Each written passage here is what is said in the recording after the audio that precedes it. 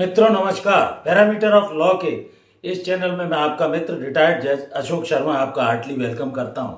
आज मैं civil cases में वाद उत्तर, जवाब दावा या रिटन स्टेटमेंट क्या होता है, इस विषय पर यह वीडियो बनाने जा रहा हूं। वीडियो महत्वपूर्ण है, शुरू से अंत तक देखें, इसे एस्केप न करें। जब भी कोई दावा, सिविल दावा किसी अधिकार या अनुतोष प्राप्त करने के लिए सिविल न्यायालय के समक्ष लगाया जाता है, तो जैसे ही दावा प्रस्तुत होता है, नोटिस इश्यू करके जो भी उसमें डिफेंडेंट है, प्लेंटिफ दावा पेश करता है, डिफेंडेंट या विपक्षी के विरुद्ध नोटिस न्यायालय जारी करता है तलवाना प्रस्तुत होने पर, और रजिस्ट्री से उसकी सर्विस कराता है या बाई हैंड भी कराता है या पब्लिकेशन ऑर्डर 5 रूल 20 CPC।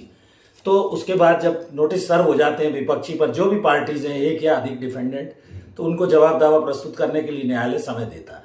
और ये समय जो सीमा है वो वैसे सामान्यतः 30 दिन की होती है। विशेष परिस्थिति या कारणों में 30 दिवस की जगह 90 दिन तक कोर्ट को यह अधिकार है कि वो प्रतिवादी या विपक्षी को जवाब दावा प्रस्तुत करने का अवसर दे।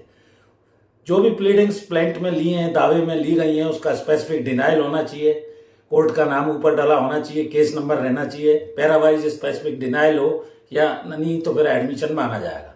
तो ये सब इंपॉर्टेंट चीजें हैं जो रिटन स्टेटमेंट में आपको मालूम होनी चाहिए। सबसे पहले प्लेंट के लिए जो भी आप पैरावाइज स्पेसिफिक डिनाइल करेंगे, जैसा मैंने बताया, टाइटल का नाम, पैरावाइज और आदेश 8 नियम 1 में ये व्यवस्था दी गई है। स्पेसिफिकली आपको पैरावाइज प्लीडिंग का जवाब देना पड़ेगा। किन अभिवेचनों को आप स्वीकार कर रहे हैं, किन को डिनाई कर रहे हैं, वास्तविक तथ्य उसमें लिखे जाने चाहिए। और वाद प्रश्न तय करने के लिए दावा और जवाब दावा दोनों की आवश्यकता पड़ती है। कोर्ट फीस पूरी दी है या नहीं तो उसको लिखेंगे वादी ने कोर्ट फीस सही ढंग से प्रस्तुत नहीं की है, न्यायालय शुल्क गलत प्रस्तुत किया है। सारे तथ्यों के साथ स्पेसिफिक प्ली भी लेंगे कि सारे अभिवचनों का फिर आप सत्यापन करेंगे कि पैरा इतने से इतने तक मेरे ज्ञान से, इतने से इतने मेरे अधिवक्ता के ज्ञान से सही और सही है।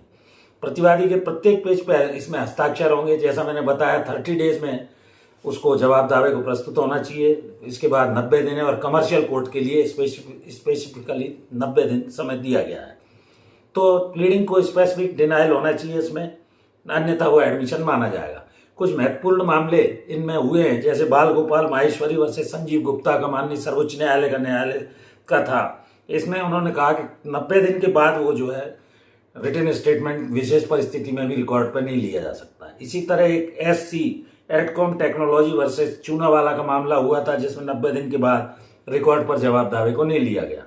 इसके बाद SCG control limited versus KS चमनकर तथा कमर्शियल कोर्ट के केस में 120 दिन का समय दिए जाने के लिए कहा गया।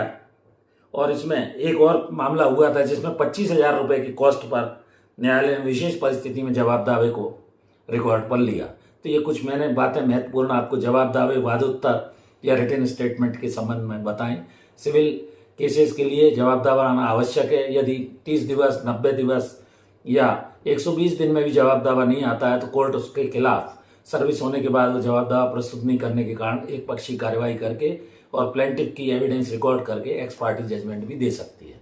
तो मित्रों, ये वीडियो कैसा लगा, जानकारी कैसी लगी? यदि वीडियो अच्छा लगा हो, इसे लाइक करें, शेयर करें। ये वकीलों के लिए, लीगल फ्रेटर्निटी से जुड़े लोगों के लिए, जो भी लॉ स्टूडेंट्स हैं, उन सब के लिए जवाब दावे का वीडियो अत्यंत महत्वपूर्ण होगा, ऐसा मेरा मानना है। वीडियो अच्छा लगा हो तो इसे लाइक करें, शेयर करें, मित्रों दोस्तों को भेजें।